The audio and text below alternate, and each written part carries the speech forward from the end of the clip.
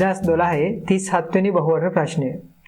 B සංයෝගයේ ජලීය sodium hydroxide සමග රත් කර ලැබෙන ප්‍රතික්‍රියා මිශ්‍රණය සිසිල් කර උදාසීන කරන ලදී. උතර B සංයෝගයේ වී හැකි සංයෝග හතරක් අපිට දීලා තියෙනවා A B C D වශයෙන්. උතර මේ එක එක සංයෝගයේ වර්ගය මොකක්ද? උතර මේ A කියන සංයෝගය අපිට පැහැදිලි ඒමයිඩයක්.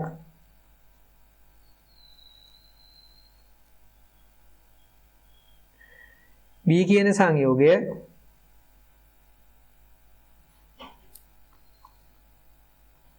එස්ටරයක්.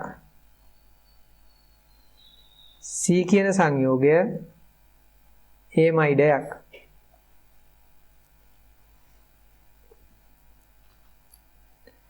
D කියන සංයෝගයත් එස්ටරයක්.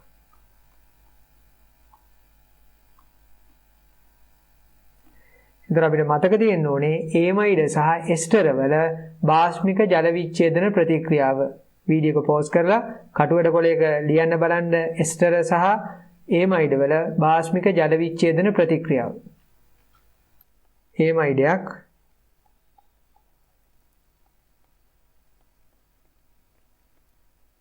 බාෂ්මික ජල විච්ඡේදනය වුණොත් බන්ධන විඝටනය වෙන්නේ කාබන් නයිට්‍රජන් බන්ධනයෙන්. එතකොට ලැබෙනවා කාබොක්සිලේටයක්. කාබොක්සිලික් අම්ල හැදෙන්නේ මාධ්‍ය බාෂ්මික නිසා කාබොක්සිලේටය බවටපත් වෙනවා. සහ අනුරූප ඇමීනය.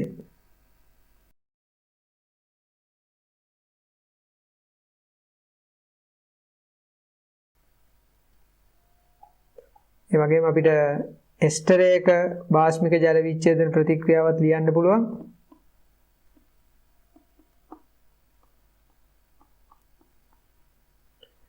බන්ධන විඝටන වෙන්නේ කාබන් ඔක්සිජන් තනි බන්ධනයෙන්.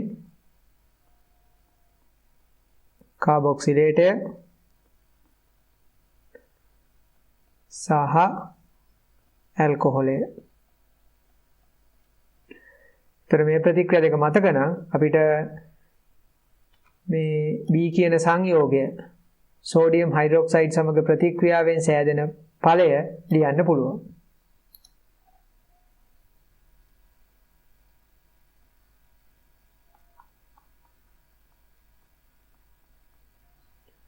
ඒමයිඩයක් බන්ධන විඝටනයේ කාබන් නයිට්‍රජන් බන්ධනයෙන්. තොර අනුරූප කාබොක්සිලේටය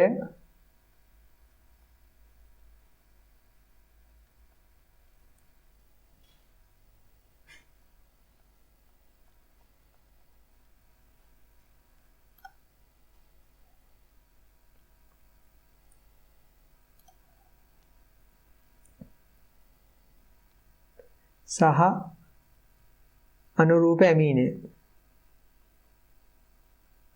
මෙතිල් ඇමීන් හැදෙන්නේ. එතකොට මේ එස්ටරයක් බාෂ්මික ජල විච්ඡේදනය කරපුවාම අනුරූප කාබොක්සිලේටය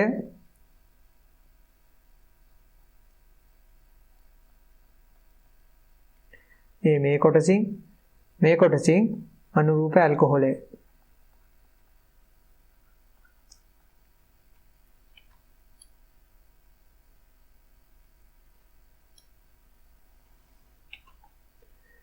මේ ඒමයිඩයක්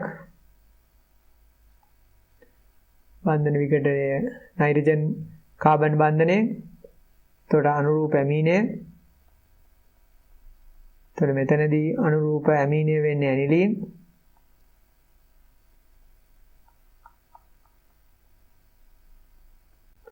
සහ අනුරූප කාබොක්සිලේටය.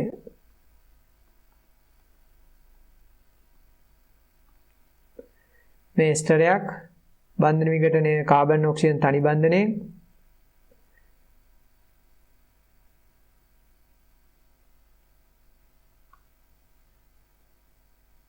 සෑදෙන OH කාණ්ඩය බැඳිලා තියෙන්නේ බෙන්සීන් වලට. ෆීනෝල් සෝඩියම් හයිඩ්‍රොක්සයිඩ් සමග ප්‍රතික්‍රියා කරනවා. ඒ නිසා ෆීනොක්සයිඩ් බවට පත් වෙනවා. මේ කොටසෙන් කාබොක්සිලේටය ලැබෙනවා.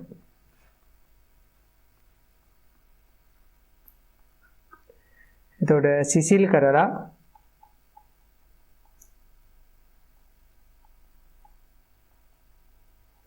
උදාසීන කරනවා.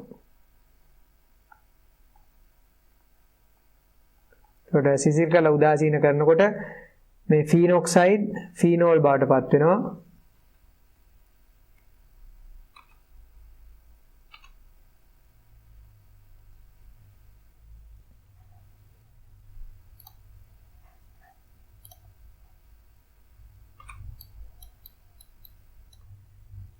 ප්‍රතික්‍රියා මිශ්‍රණයේ බ්‍රෝමීන් දියර එක් කළ විට එය නිර්වර්ණ විය. ඊළඟට අපිට මතක් වෙන්න ඕනේ බ්‍රෝමීන් දියර සමග ප්‍රතික්‍රියා කරන බෙන්සීන් අඩංගු කාබනික සංයෝග මොනවද කියලා. ඒත් අපිට මතක තියෙන්න ඕනේ ෆීනෝල් බ්‍රෝමීන් දියර එක්ක ප්‍රතික්‍රියා කරලා බ්‍රෝමීන් දියර නිර්වර්ණ කරනවා. ඒ සමගම සුදු පැහැති අවක්ෂේපයක් හදනවා.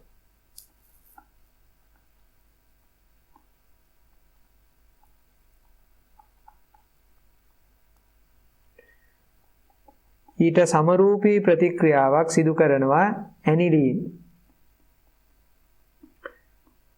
ෆීනෝල් සහ ඇනිලීන් අධික ලෙස ඉලෙක්ට්‍රෝෆයිල කෙරෙහි සක්‍රිය වෙලා තියෙන හින්දායි මේ විදිහේ ප්‍රතික්‍රියාවක් සිදු කරන්නේ.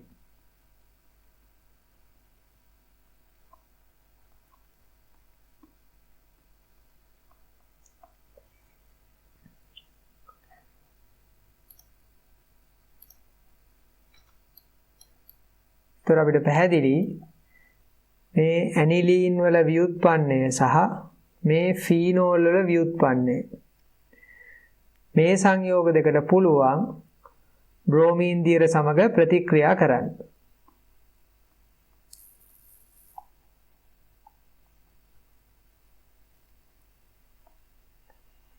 එතකොට මේ ඇනිලීන් වල ව්‍යුත්පන්නය බ්‍රෝමීන් දියර සමග ප්‍රතික්‍රියා කළොත්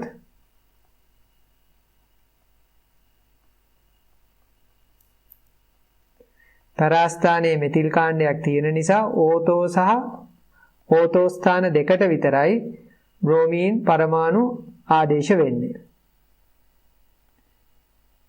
මේ ෆීනෝල් වලදීත් එහෙමමයි තරාස්ථානයට මෙතිල් කාණ්ඩයක් ආදේශ වෙලා තියෙන හින්දා ඕතෝ ස්ථාන වලට විතරයි බ්‍රෝමීන් ආදේශ වෙන්නේ. ඒතර මෙන්න මේ විදිහට ප්‍රතික්‍රියා කරලා බ්‍රෝමීන් දියර විවරණ කරන්න පුළුවන්. ඒ නිසා අපිට පැහැදිලි මේ දීලා තියෙන නිරීක්ෂණ සමග ගැලපෙන්නේ C සහ D කියන සංයෝග දෙක. ඒතර C සහ D සංයෝග ගැලපෙන නිසා මේ ප්‍රශ්නෙට නිවැරදි පිළිතුර අංක 3. මේ විදිහට තමයි මේ ප්‍රශ්නෙට පිළිතුරු ලබා ගත යුත්තේ. ඒතර අපිට මතක තියෙන්න ඕනේ ඒමයිඩ් එක ජල විච්ඡේදනය, භාෂ්මික ජල විච්ඡේදනය ඒමයිඩ් එක, ඒ වගේම එස්ටර් එක භාෂ්මික ජල විච්ඡේදනය. ඊට අමතරව ෆීනෝල් සහ ඇනිලීන් බ්‍රෝමීන් දියර සමග සිදු කරන ප්‍රතික්‍රියාව. එතකොට මෙන්න මේ ප්‍රතික්‍රියා මතක නම් මේ ප්‍රශ්නෙට නිවැරදි පිළිතුර ලබා ගන්න පුළුවන්. එතකොට යම්කිසි විෂය කරුණක් අමතක වෙලා තියෙනවා නම් ඒ විෂය කරුණ නැවත මතක් කරගන්න. එහෙනම් අපි මේ විදිහටම තවත් පසුගිය විභාග ප්‍රශ්නයක පිළිතුරු විවරණයකින් මුණ ගැසෙමු.